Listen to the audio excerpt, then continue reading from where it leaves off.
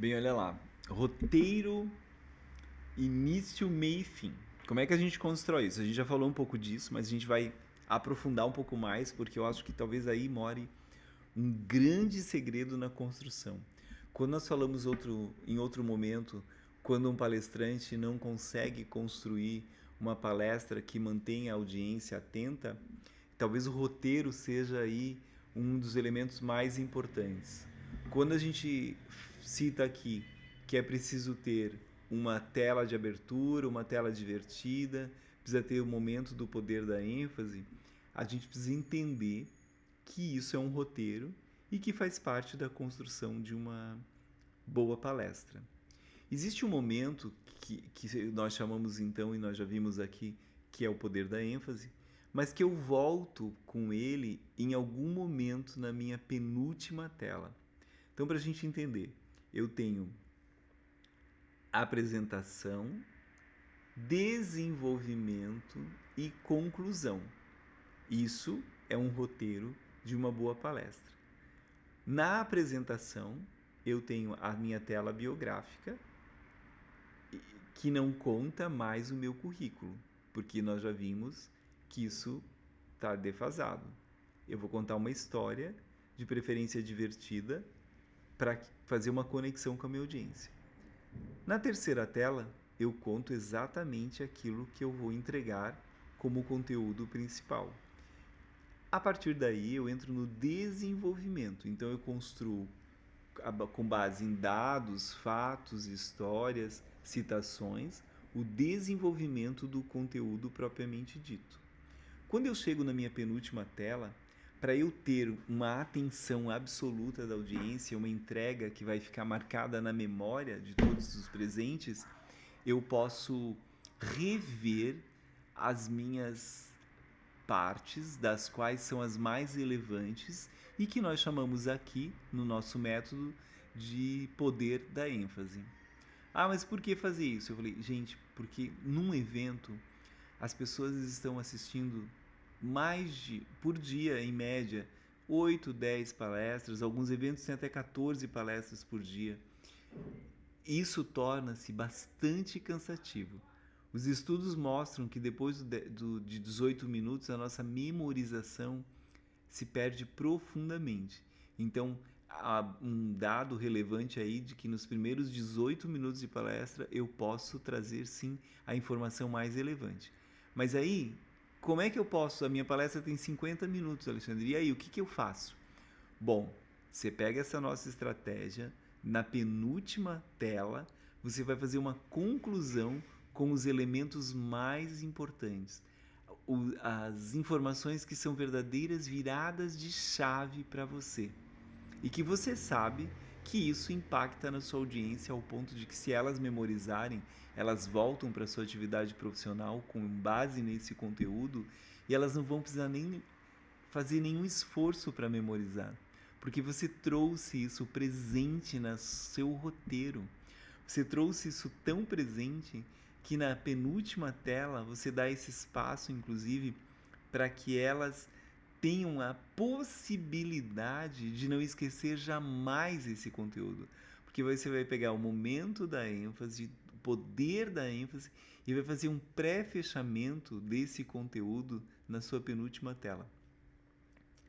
Talvez agora vocês não consigam mensurar o quanto isso impacta no sucesso da sua palestra. Mas depois eu quero até que vocês me contem aqui. Porque qual que é o desejo, né, de palestrante assim? De verdade, é fazer esse impacto na vida das pessoas. É causar uma mudança, tirá-la com certeza daquela zona de conforto, daquele marasmo profissional e levá-la a um outro patamar. A gente não pode esquecer que dentro do evento nós vamos ter vários profissionais fazendo isso. E aí, quais são as estratégias que eu decido usar para que eu seja o profissional de maior impacto desse evento? Mora aqui, mora neste momento a sua estratégia de impactar definitivamente a sua audiência.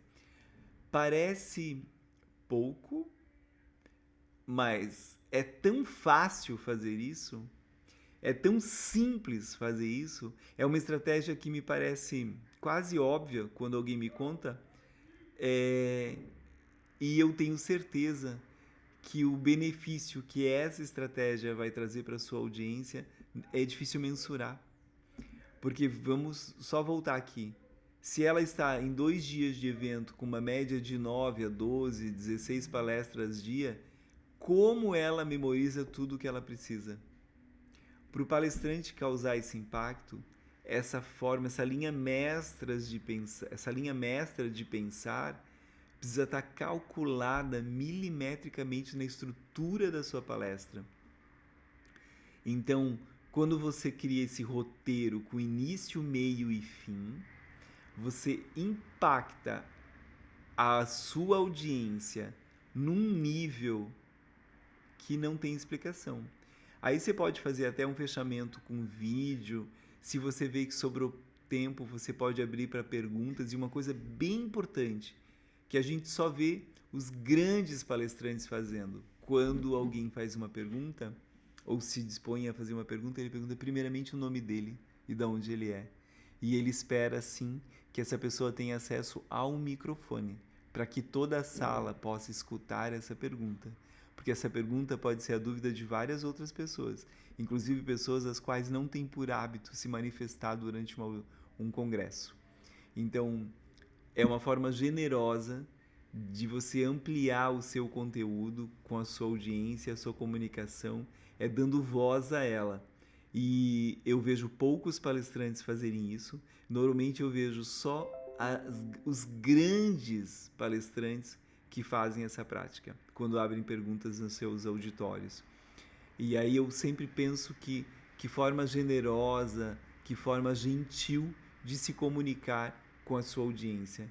Imagine você fala o nome da pessoa que está ali fazendo a pergunta, essa pessoa jamais vai esquecer isso, porque aquele fulano naquele momento a chamou pelo próprio nome, e o nome próprio é algo muito importante de se ouvir. Quando me chamam pelo meu nome, quando chamam você pelo seu nome, isso cria uma atenção bastante significativa e que também cria uma relação aí importante.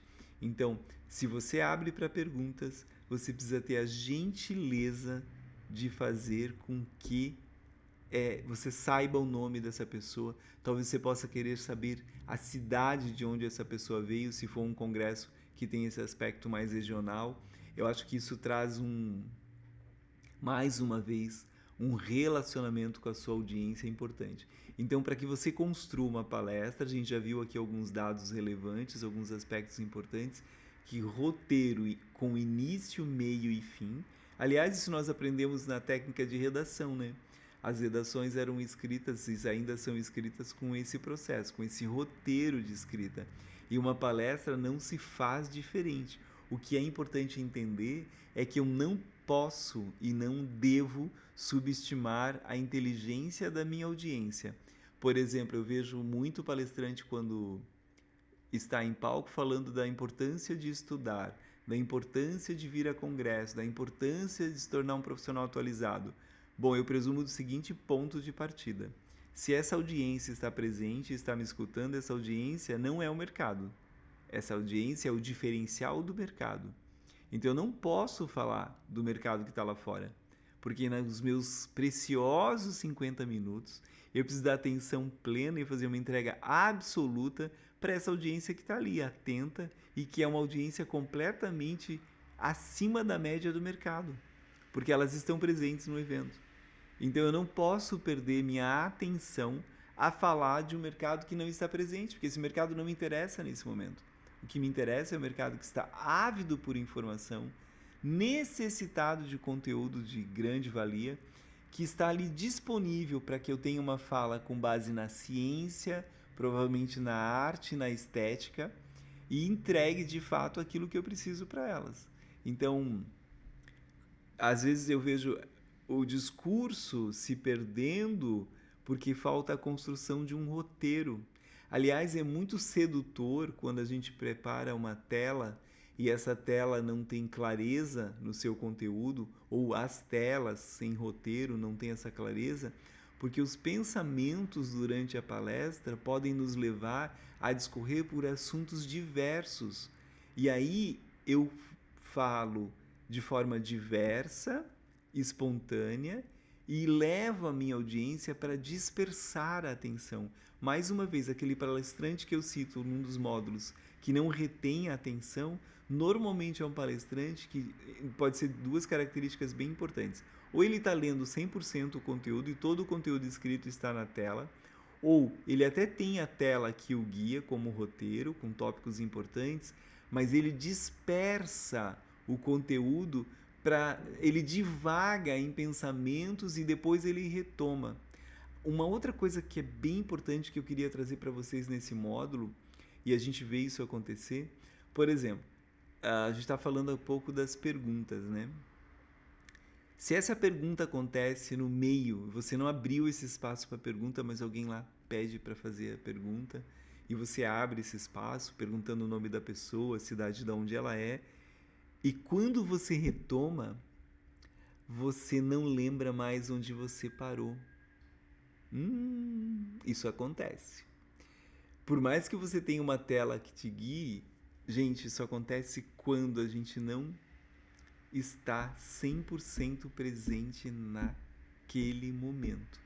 Normalmente, o que nos leva para esse estado de não lembrança são os meus pensamentos enquanto eu falo. Inclusive, são aqueles pensamentos que estão conectados com o julgamento. Julgamento tais como: será que elas estão gostando do que eu estou falando? Será que esse assunto tem relevância para essa audiência? Será que eu estou falando direitinho? Será que elas estão me entendendo? Esses pensamentos, enquanto eu falo, me levam para um lugar que me tiram 100% da atenção. Gente, eu mesmo já passei por isso. Eu tive uma experiência profissional num processo seletivo muito relevante na minha vida, que ia mudar o curso da minha vida profissional. Eu já estava pré-selecionado para essa atividade profissional. Essa atividade era de um posicionamento profissional que mudaria completamente a minha carreira. Passei por um processo seletivo dentro da Natura. Esse processo seletivo se deu com dezenas de pessoas, e quando já estávamos alinhando o contrato e tudo mais, quando eu fui me apresentar para a diretoria do projeto, uma das telas me deu um branco. É um assunto inclusive bem banal, eu diria, mas quando eu olhei para a tela, eu estava tão preocupado no que eles me diziam, no que eles conversavam, no que eles poderiam estar achando da minha apresentação, que eu pulei essa tela. Eu simplesmente pulei a tela e eu não falei o assunto. Sendo que o assunto, eu lembro muito bem que eram as propriedades cosméticas da calêndula, um assunto da minha formação, porque a minha formação principal profissional naquele momento era cosmetologia. Então não era algo inovador dentro do contexto. E como isso aconteceu, eu passei de selecionado a reprovado. Inclusive naquele momento, foi o ano de 2011, foi o ano no qual eu comecei a estudar freneticamente para me tornar um palestrante. E aí aconteceu uma virada de chave na minha vida. Hoje eu consigo palestrar para grandes audiências sem nenhum desgaste, sem nenhum estresse, com bastante tranquilidade de fato. Mas não foi assim fácil. Foi um período profundo de autoconhecimento, de me perceber e sair daquele lugar que não era um lugar bom, porque eu tinha sido afinal reprovado por algo que eu achava inclusive que eu dominava até aquele momento, mas eu não sabia que a minha dinâmica estava equivocada, que o meu processo não tinha preparo. Foi onde eu construí esse método e hoje, com base nesse método, de fato, eu não tenho mais nenhuma dificuldade de falar para públicos. O que ocorre é que toda vez que você fala para um público novo, você constrói um conteúdo partindo de uma receptividade. Então, o seu conteúdo pode ser modificado a todo o tempo e você sempre tem uma entrega ajustada para o seu conteúdo. Mas olha como é interessante a gente avaliar os nossos pensamentos. Então, a gente vai ver aqui logo à frente como a gente faz para se livrar disso, né? Hoje, a minha conexão quando eu dou uma palestra é com absoluta satisfação, mesmo reconhecendo, e isso é um processo, que eu posso sim vir a melhorar e modificar todas as vezes o meu conteúdo. Isso se faz aqui, durante essa aula, inclusive. A gente está sempre pensando em melhorar. Aliás, eu preciso ter isso comigo, porque isso é uma mecânica de me desafiar a estudar e me preparar cada vez mais para absorver as minhas atividades profissionais. Então, quando eu crio voltando de novo lá, roteiro, início, meio e fim, toda essa construção dos PPTs ordenados, organizados, com tudo que eu preciso para a mecânica e dinâmica de uma palestra concisa, isso é parte. A outra parte é eu estar preparado mentalmente para desenvolver esse conteúdo e me conectar 100% comigo. Como é que eu faço isso, Alexandre? Parece um bicho de 7 cabeças. Não é. Antes da palestra começar, em algum momento antes de você ser chamado, eu recomendaria que você fizesse um exercício de respiração. Quando a gente fala esse processo de respiração, a gente fala de um processo que a gente chama de oratória, e oratória vem de orar, que significa conectar-se com si. Então eu respiro para entrar em mim, a fim de me manter calmo, lúcido, ao máximo, para poder entregar o meu conteúdo sem ficar com esses pensamentos que podem me levar para um lugar que não é legal e me desconectar do meu objetivo principal, que é entregar um conteúdo de relevância para minha audiência.